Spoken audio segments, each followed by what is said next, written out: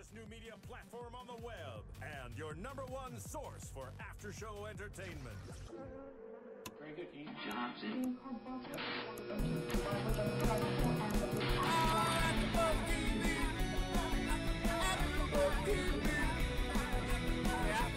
From the AfterBuzz Studios in Los Angeles, California, and streaming live on Ustream, this is AfterBuzz TV for Dexter.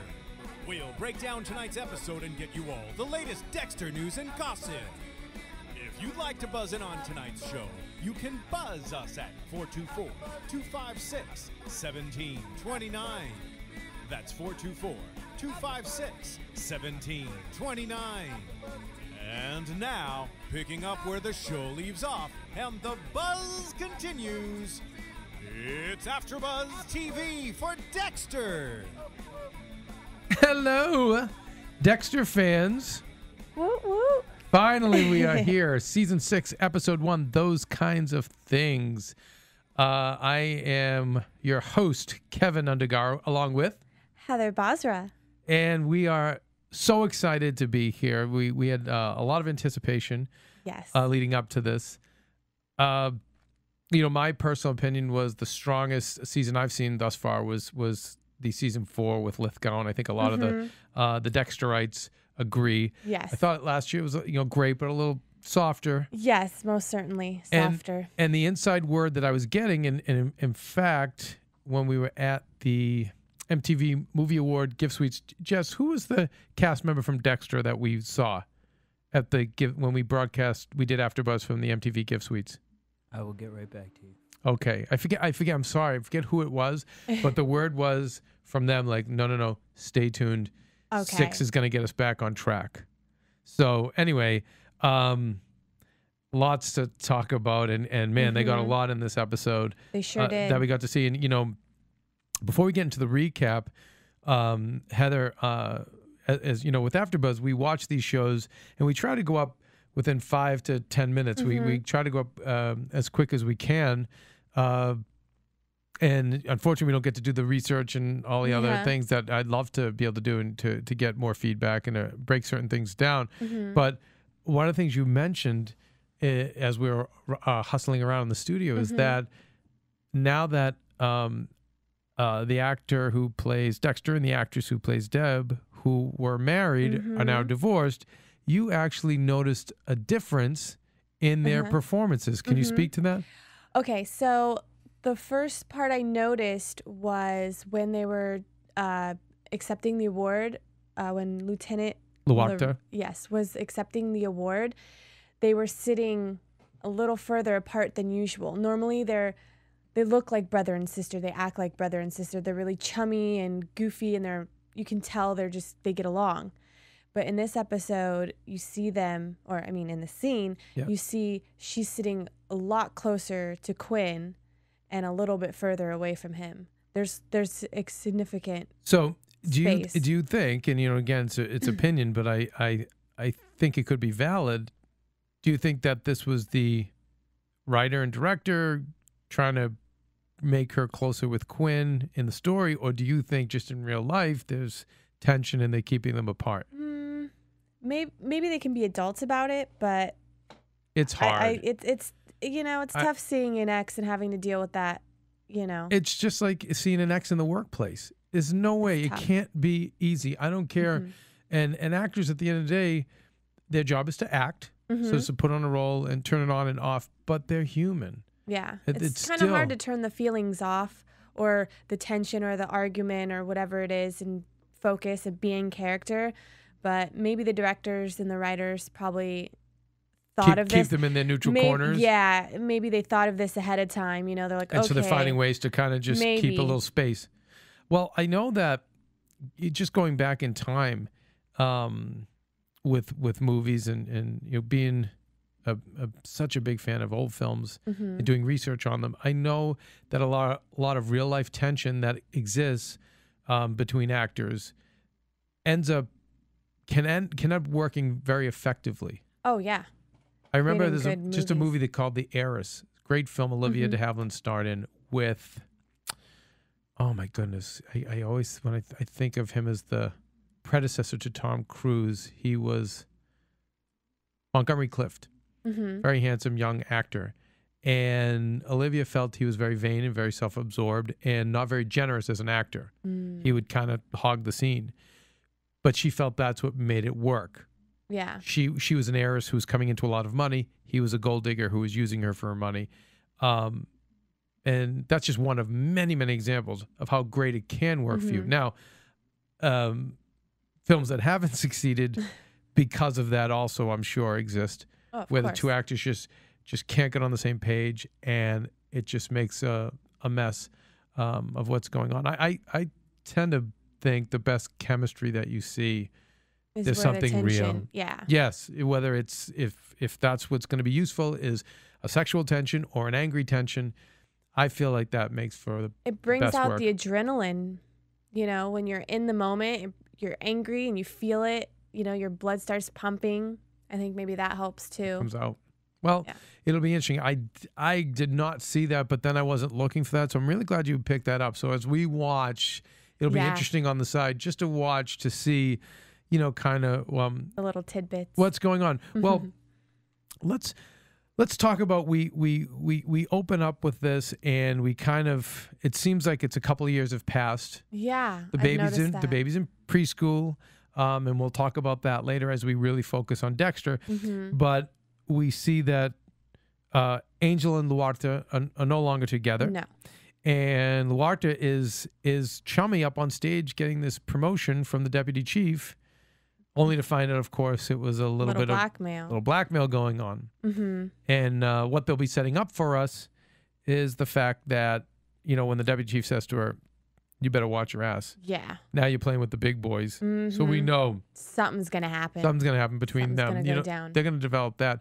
Did you, and then, well, you know, I'm going to just sum up some of the other things. And we see Angel's, we meet his younger sister who has taken the apartment next to Dexter so she can be a nanny. Like a permanent. And, you know, we see she's dressing sexy, and that kind of bothers Angel. And, you know, we learn a little bit more about Angel. And I know now we're going to have someone else watching Dexter, as we know at that dinner. We say, oh, Dexter's out at night a lot. Really, he says.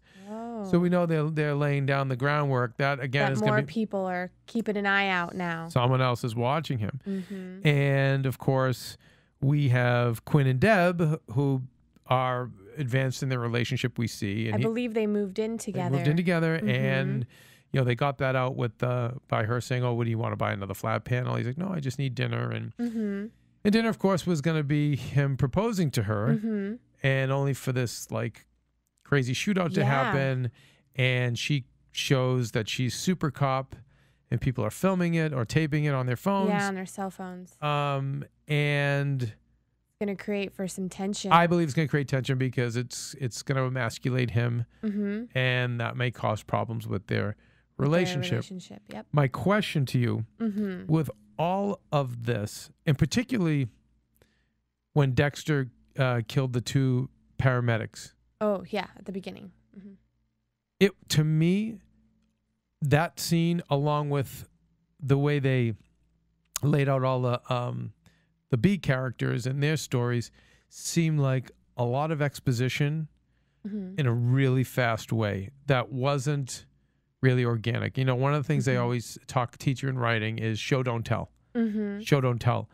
And the beginning of this episode, for me, and I don't want to be too critical because I love this show and I love all the actors and I love the writers, but what bothered me a little bit is that there was a lot of telling and not a lot of showing. So as Dexter's killing these paramedics, he's completely explaining, oh, and I know you were the ones who were harvesting body parts, and but the person you were working with was busted and stopped, but you have kept going, and you were just doing it for money, and you know, and it's like. And like, just get to it already. We already know. But it was so much explaining and telling and telling. And the same thing with Luarta and the deputy chief and Quinn and Deb and Angel. It was just they wanted to kind of get all these facts out as fast as they could. And it didn't feel to me organic, but that might be maybe one of those things that I'm always looking for. Did any of that bother you at all, Heather? It kind of felt a little rushed. Okay. Like for the first half of the the episode. It seemed a little rushed. Like, here's a character, this was going on, this was going on, here's this, here's that. So and it was just, let's get all this information out, and then okay, now exhale, okay, we now can start let's get into the season episode. 6. Yeah. So that was that. I did find just a little bit annoying, and It doesn't seem like the usual Dexter. Right. You know, the usual Dexter episodes where it's kind of like him thinking and him slowly moving into that. You know, usually that first scene would probably take a whole episode. Right. Exactly. It would be a whole in episode. 5 minutes. And it was just, really, and the whole thing with him pretending to be stabbed and calling somebody, and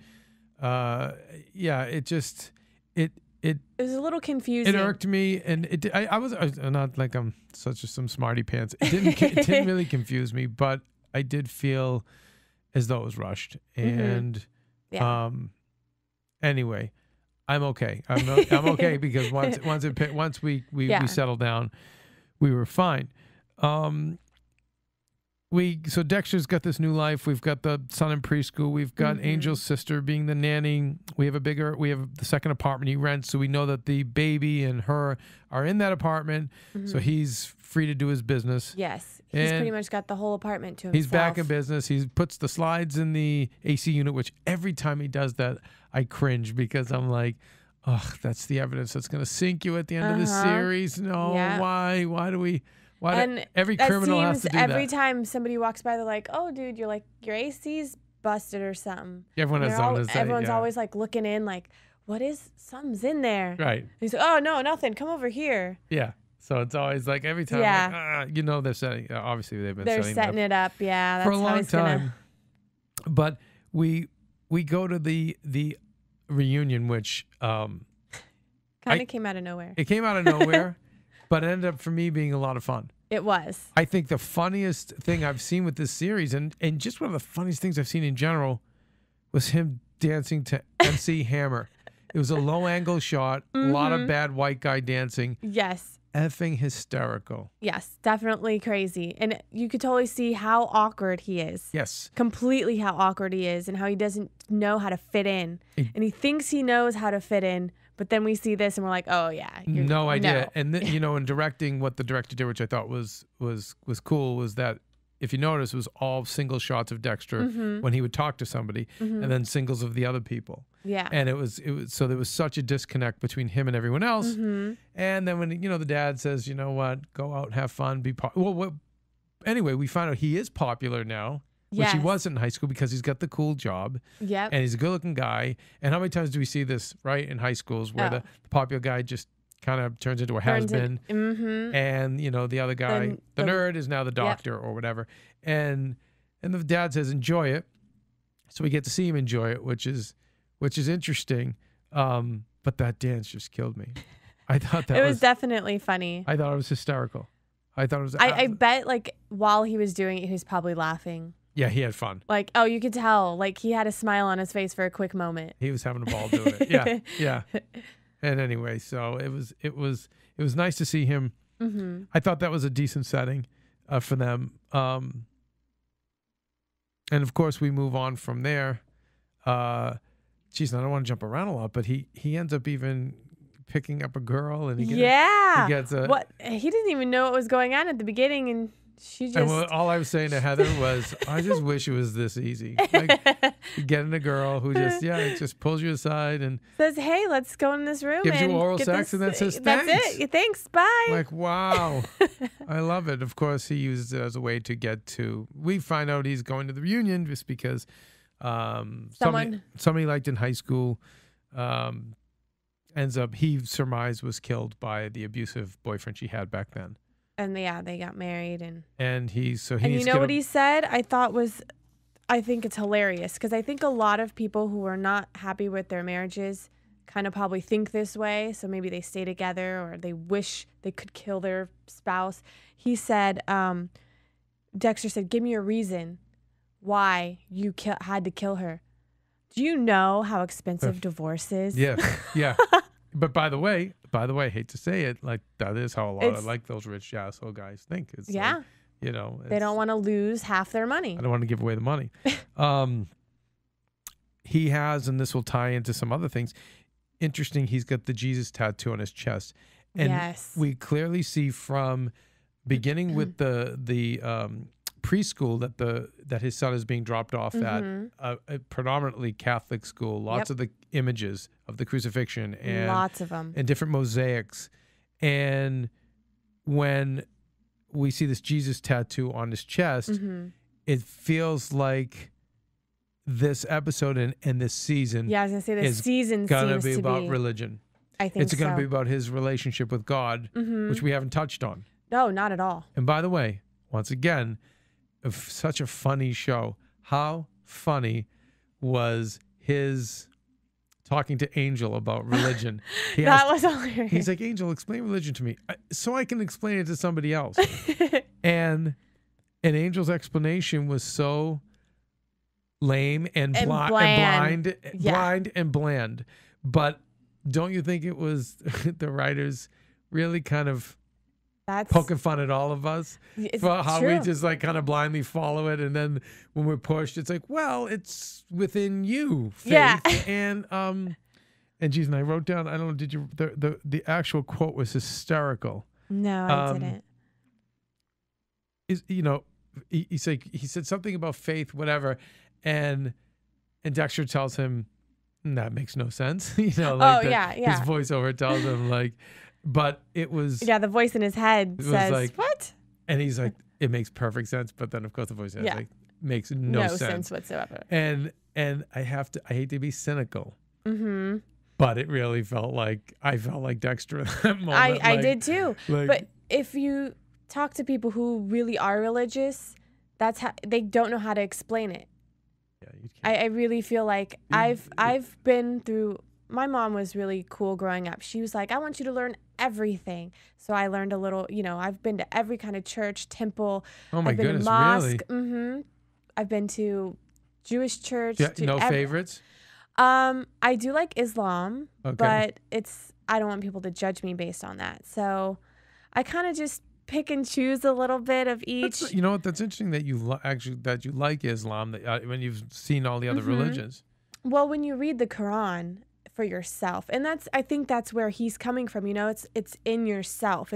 He said it's faith. That's what Angel says in his explanation. Yes, he said it's faith. It's hard to explain, and I can see where he's coming from, or when people are put on the spot and they're like, "Well, why are you Catholic? Why do you believe that?" Right. I don't know. And it really is. It's faith. It's how you interpret your holy book. And when I was learning about Islam, I did read the Quran. That's what the Imam told me. He gave me the book and said, read it for yourself. Don't listen to anybody else, but read it for yourself. Okay. And it's true. It's true. Well, you have to. Well, it'll be interesting to see how they tie everything in. How this all unfolds, and if he develops any faith as this goes on. As he picks one. When he was about to kill the guy, he sat back, and it seems like he's interested in getting some kind of answer. He's saying it sounds stupid, but I think he's curious about it. Oh, very curious. He wants to know more. So he wants to learn a little bit. He questions Angel, of course, doesn't hear much. And then right before he kills the guy, normally he would have killed the guy at that moment. Oh, yeah. He actually sat back to listen to him. Yes. Well, and the guy had asked him, why do you want to hear me? Oh, I'm interested. Tell me. I want to know. Right. Why? Let's do it. And of course, hammer time. It's a great callback comedically. That was hilarious. To the hammer time dance, which I thought very clever writing. And again, this is how I got sucked just totally back into the episode. After the first, third, I thought, or maybe you said it was the first half, maybe it was. But once we got into it, I thought it was great. And the usual funny stuff. We don't want to leave out our dear friend Matsuka. He's hilarious, right? He's so funny. He totally makes me laugh. There's always that one guy in every group, or that one guy at every job who has to be that, not dirty-minded, but always brings it to that level. Everyone's thinking of it, nobody says it. He's the one who says it out loud. Out loud. He's just a geek. He's inappropriate. He's awkward, and he's hilarious. Yes. And it's so funny. I think that even the class he's teaching is an internet It's an online internet philanthropy, like criminal something. Yeah, no, it was like there was many disclaimers with the title. It wasn't, and I'm picking an intern. Yeah. And it's interesting. He it was actually a surprise. He picked the nerd guy, like trying to go the other way, but in the end, he's like, "All right, the hot chick wins," because the kid passed out. It Yeah. was so funny. The kid was like, "Yeah, I think he's dead." Like, right? That was his conclusion. Anyway, he's great. We'll be seeing more of him. Oh, definitely. And let's talk about, because this will lead us into our new supervillains. Ooh, yeah. It seems like every season we have one great villain, yeah. and the greatest everyone seems to say is Lithgow. Yes. These new two guys, played by Colin Hanks and Edward James Olmos, very interesting. We as we just tell people listening at home, as we do our shows, we rerun the show in the studio, so we see it up on the screen here. And as it was playing, I noticed that Colin Hanks got billing over Edward James Olmos. So I don't know. That's just maybe. Maybe I just, because I know Edward James Olmos is a legend. Yeah. But Colin Hanks he's a comer. He's a fantastic actor. He picks the good parts. He does. He picks really good But he roles. can handle those roles. Exactly. And I'll tell you, it's funny. I'm a filmmaker, and the new project I'm working on, which obviously Serial Buddies, my old project, just has to get out there and kind of do the festivals and the promotion, all that crap. But in the meantime, I'm starting to work on something new, and there's something that I have for Colin. I really want to work with him. I think he's a great actor, and I think that between him and Edward James Olmos, I feel like we're going to have. I mean, Lithgow is Lithgow. He's fantastic, Yeah. but now I think we're going to have two credible people that will do something really interesting as our season of supervillain role. Yes. But we see these two again. The religious thing. Yeah, they're doing all this crazy stuff. We see them pick up a pregnant snake in the water. Freshwater snake, I believe. Yeah. Very interesting. Crazy, and they so when they're pregnant, they're slow, so you can catch them. Yes. Which, who knows if that's not a callback to the fact that now that Dexter has a child, that he's not slower and easy to catch, or more vulnerable. But I told Jesse, when they take this, they catch the snake, then they kill the fruit stand guy. We find the intestines. We don't think anything of it. But when his body washes up, we see it sewn shut with an alpha and omega symbol. And when they open it up, all the baby snakes come out. And I said, geez, that's got to be biblical. And Jess, I had you look up and again, this is why I wish if we had more time in between the show ending and us coming up in the studio. But Jess, I asked you to look it up. What did you find when you looked up snakes in the stomach? It represents, overall, it represents betrayal and things that you fear. Now, I also was looking up, there's I hope I'm correct. It's a Buddha. I don't know if he's a god, but an elephant in the shape of an elephant, Ganu. Ganush. Ganush. Yeah. He has a snake wrapped around his belly, and that's a popular one that pops up, and it symbolizes, the snake symbolizes the energy for all things eternal.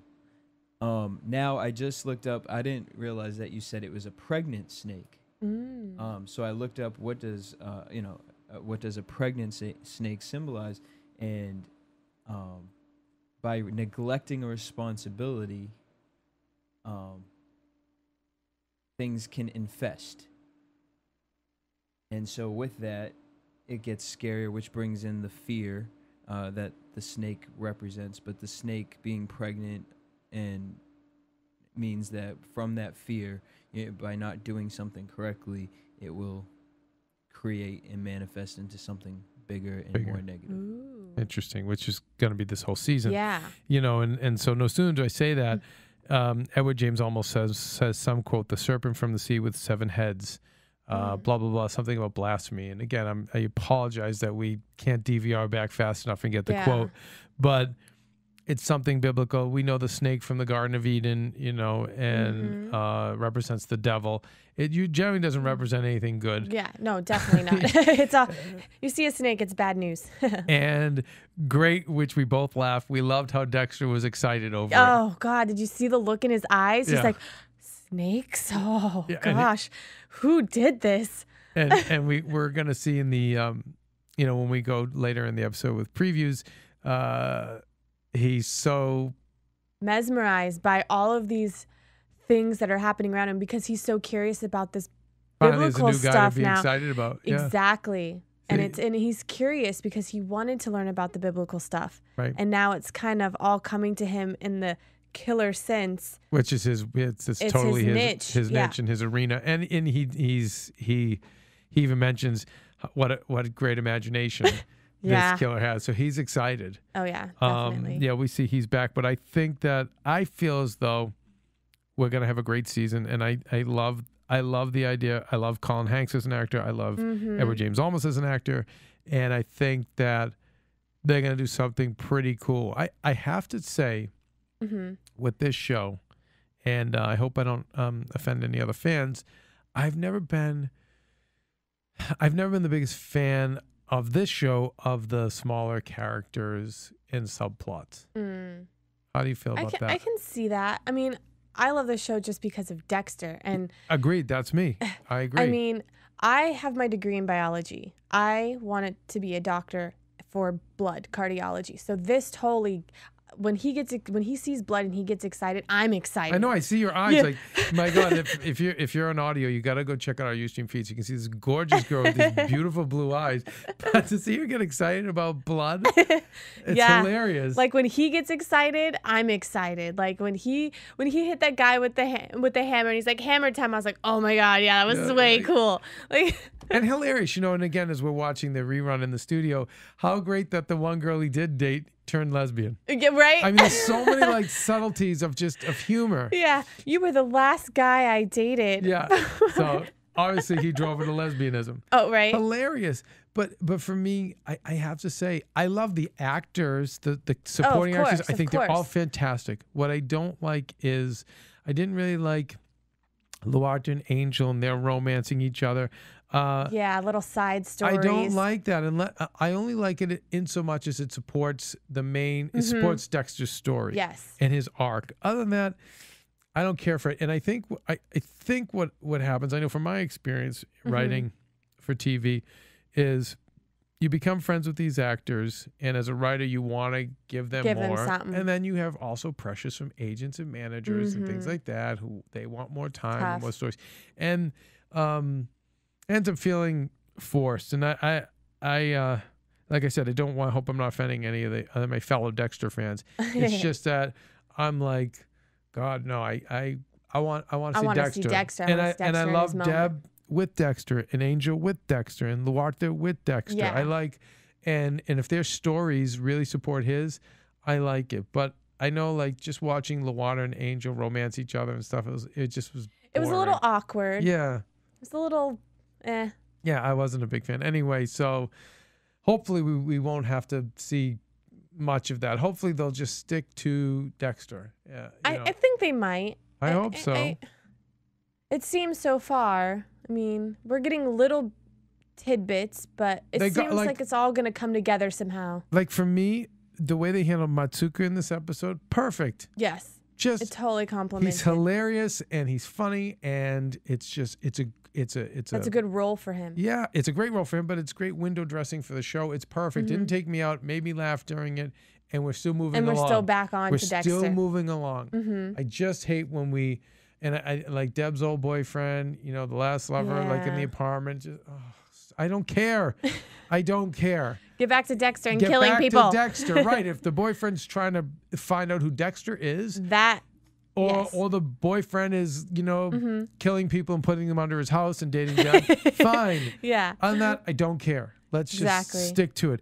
All right, Jess, how about take us to commercial and then we'll talk about that very, very long preview for season 6. Yeah. Exciting stuff. Want to find out what the AfterBuzz is about? Janice is a drama queen. This is the divide that is going to carry the series. Give us a call.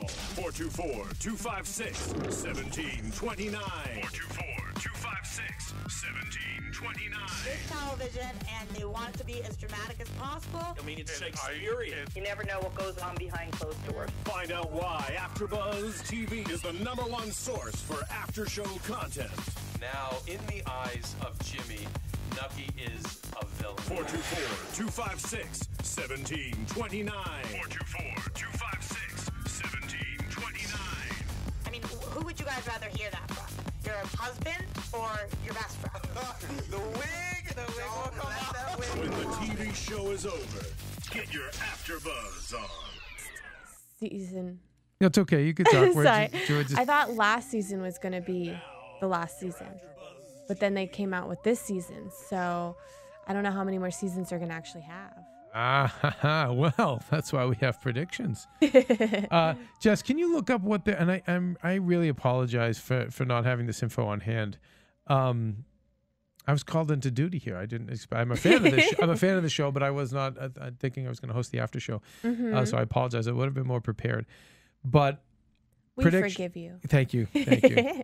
Heather, so we saw a very long preview. Yes. Kind of touching on this whole season. Yes. It was interesting. I thought it was great, too, that the intro of this show was not just a recap of last season, but it was a recap of the series. Oh, yeah. Which I thought was great, very clever. Oh, my God, look at oh, yeah. We're at the wide show. Oh, my God, Dexter's dance. He's dancing like a 2-year-old. On the Hammer Time. Look at this, the awful white people dances. This must have been so much fun to shoot. Look at him. Oh, my God. He actually smiles. You can tell he's having fun. Oh, and they're doing the Thriller dance. I mean, I can't even believe how bad. Right there. There he goes. He's getting way too excited. Yeah, he just did a spin and now a robot. Yeah. And they're all like just having way too much fun. Yeah. Okay. So we know religion, it seems like, is in faith, and faith in God is going to encapsulate this episode, this season. This season. What were some of the things in that you were talking about? The Day of the Dead? What was that? Dia de Muerte. They have their faces painted super white with, it looks like skeletons on their face. Right. And I saw a couple of those shots. Is that what is that? In the Spanish culture, I believe around Halloween, I believe it's in November. I'm not really sure. I think it's November. Now, do you mean Spanish or Latino?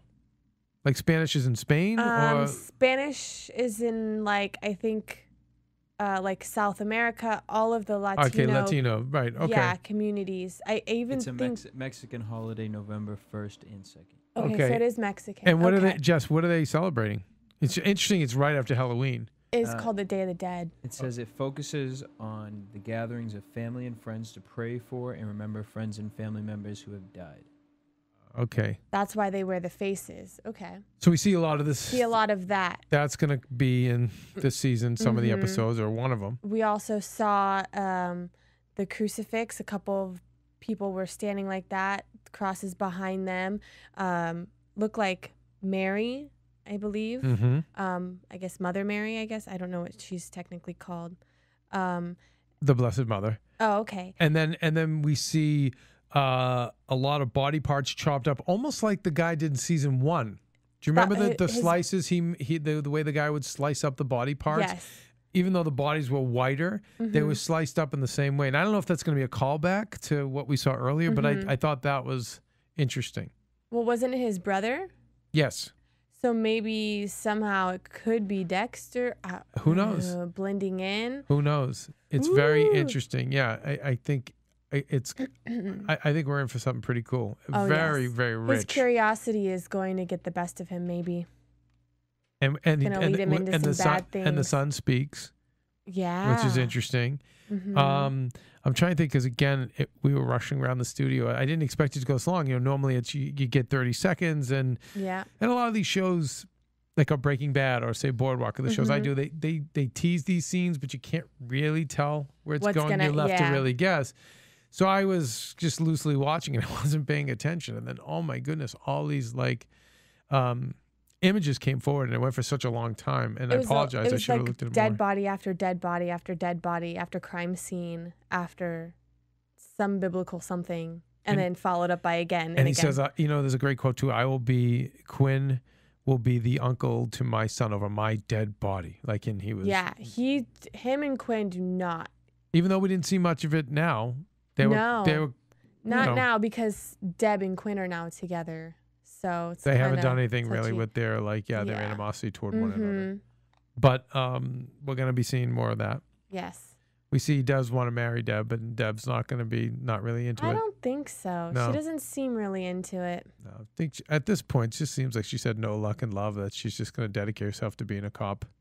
And now she's got that maybe a little help from the cameras, the hero aspect. Maybe she's gonna bump up, and Angel's moving up hopefully too. He'll move up, so that may allow her to move up. I mean, she definitely deserves it because she's very hardworking. She's hardworking. She's passionate. She's hung in for so long, and it's funny. I find people like this in business are the ones who are the most successful. Oh, yeah. Who like. There's the most obstacles in front of them, and they still the most keep pushing disrespect. through. They keep coming, and they keep coming, and they keep coming, and they stay humble, and they earn it, you know. And so again, it's great writing the way they've been patient all these seasons to progress her. And Jess, do we have any word on this? If we think this is the last season, or if they were renewed? I don't see anything online. It doesn't say anything. But this could be because you were saying how the pre-cap to this episode was all the seasons. Did they do that before? I can't remember if they did that every season. I don't remember. Here's why I don't think it'd be the last one, because I think Showtime would make a big deal out of it. Yeah. Final season of Dexter. So, but I'm just wondering how many. I feel like we'll have another one after this, but I always like to know. Yeah, just a little. Just so I can breathe easy when I love my shows and they have to go away on me. Right. But I feel like this is going to be a very intense season. Oh, yeah. It's going to be intense. high-powered, packed full of Heather, energy. can I count on you where I'm busy with 50 jobs that you'll get in touch with the PR people at Showtime to get some of these some of our cast? Sure. I can totally try. Yeah, all right. I'll just work my magic. Oh, yeah. All I have to do is smile at them. My God. It's so beautiful. All right. Thank you. Well, all right. Season 6, episode 1 is done. Yes. All right. Woo! Heather, you did good. Thank you. She's like, I don't like how we go to host the show, Jesse. And what was her first line? I just want to tell you one thing. I'm like, what? I don't like to talk. I'm like, you've been hosting how many shows for AfterBuzz? What's this girl talking about? Is that because I was here, Jesse? No, it's the humbleness. Just humble, right? I love you, babe. Thank you. Thanks, Jess. From producers Kevin Undergaro and Phil Svitek, engineer DJ Jesse Janity, and the entire AfterBuzz TV staff, we would like to thank you for listening to the AfterBuzz TV network. If you have questions or comments, be sure to buzz us at info@AfterBuzzTV.com. And you can find us on Facebook or follow us on Twitter by searching for AfterBuzz TV. Buzz you later. The views expressed herein are those of the hosts only and do not necessarily reflect the views of AfterBuzz TV or its owners or principals.